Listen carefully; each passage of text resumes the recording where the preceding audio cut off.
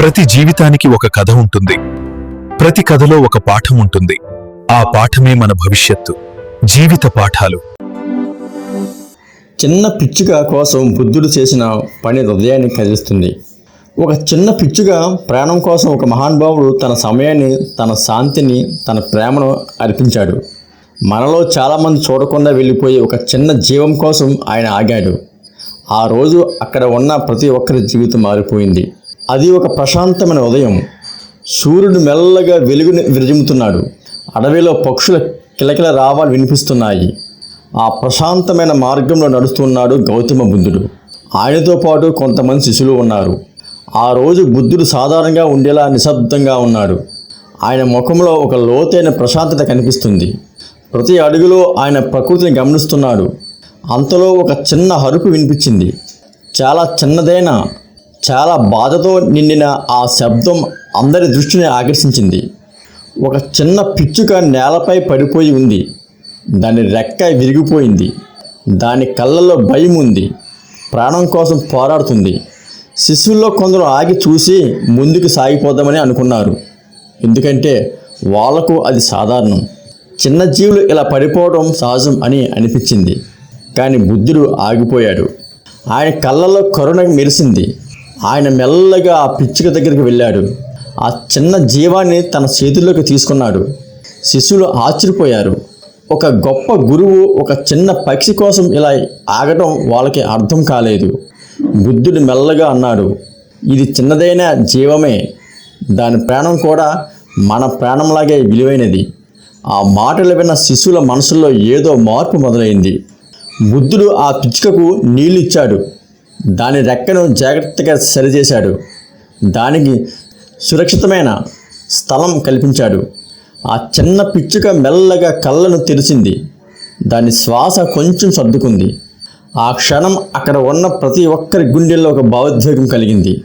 ఒక శిష్యుడు అడిగాడు, గురువుగారు, ఇది చిన్న పక్షి మాత్రమే.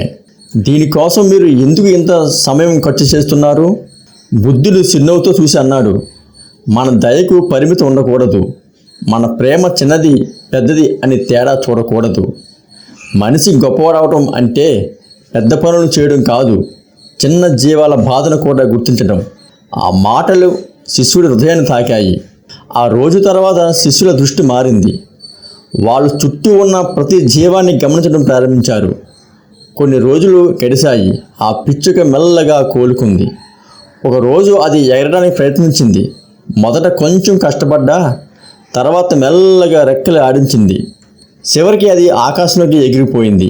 ఆ దృశ్యం చూసి శిష్యుల కళ్ళల్లో ఆనందం నిండింది. ఒక చిన్న జీవం తిరిగి స్వేచ్ఛ పొందింది. బుద్ధుడు మెల్లగా అన్నాడు, మన చేతుల్లో ఉన్నది చిన్న సహాయం అయినా అది ఎవరో ఒకరి జీవితాన్ని మార్చగలదు. ఆ రోజు అక్కడున్న ఒక యువకుడు చాలా ప్రభావితం అయ్యాడు. అతను ముందుగా చాలా కఠినంగా ఉండేవాడు. జీవుల పట్ల ఎలాంటి దయ చూపించేవాడు కాదు. కానీ ఆ సంఘటన అతని హృదయాన్ని మార్చింది. కొన్ని రోజుల తర్వాత అతను ఒక గాయపడిన కుక్కను చూశాడు. ముందు అయితే అతను దాన్ని పట్టించుకునేవాడు కాదు. కానీ ఈసారి ఆగాడు. అతను దానికి సహాయం చేశాడు. అతని లోపల ఒక కొత్త మనిషి పుట్టాడు. ఇదే బుద్ధిని బోధనల శక్తి. మాటలతో కాదు, చిన్న చిన్న పనులతో మనిషిని మార్చడం. ఈ కథలో ఉన్న నిజమైన బలం అదే. మనందరం జీవితంలో పెద్ద విజయాల కోసం పరుగులు తీస్తాం, కానీ చిన్న దయచర్యల విలువను మర్చిపోతాం.